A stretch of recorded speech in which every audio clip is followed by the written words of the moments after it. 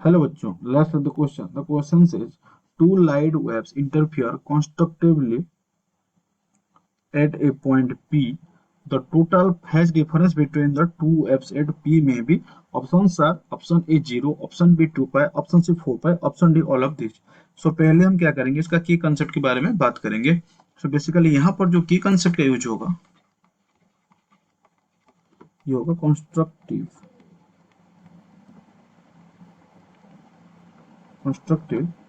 Interference.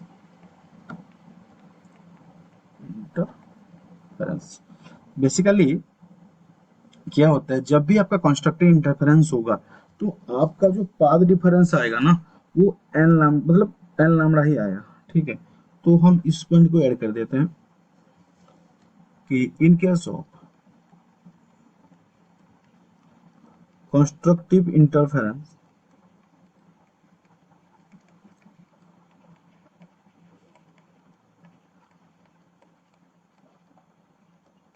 The path difference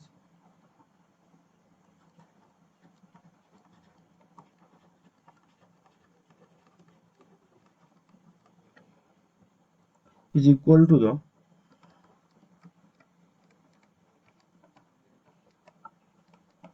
integral multiple of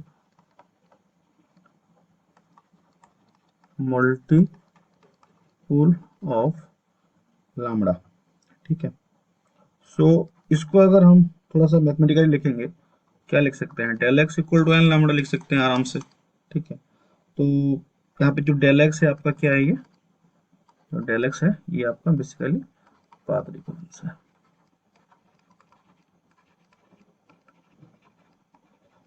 तो अगर हम आगे जाएंगे तो ये जो पाथ डिफरेंस होता है, पाथ डिफरेंस इसको आप ना पाथ डिफरेंस को लामड़ा मान लो.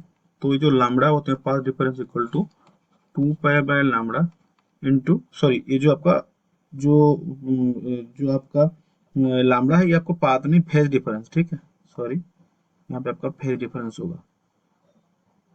सो जो लामड़ा होगा ये आपका फेज डिफरेंस. ठीक है, इसको आप फेज डिफरेंस मान लो. सो ये जो लामड़ा हाँ ये जो लामड़ा होगा ये 2 पाई बाय लामड़ा इंटू ये डेल्टा है, फेज डिफरेंस डेल्टा है, delta equal to 2 pi by lambda into आपका ये पाथ डिफरेंस.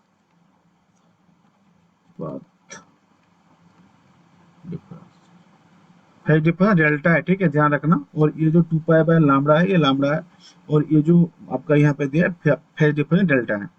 ठीक है, सो यहाँ 2 पाई बाय लामड़ा इंटू आपका पाथ डिफरेंस था एन लामड़ा, तो आपका यहाँ पे लामड़ा लामड़ा कट गया तो 2 पाई एन हो गया.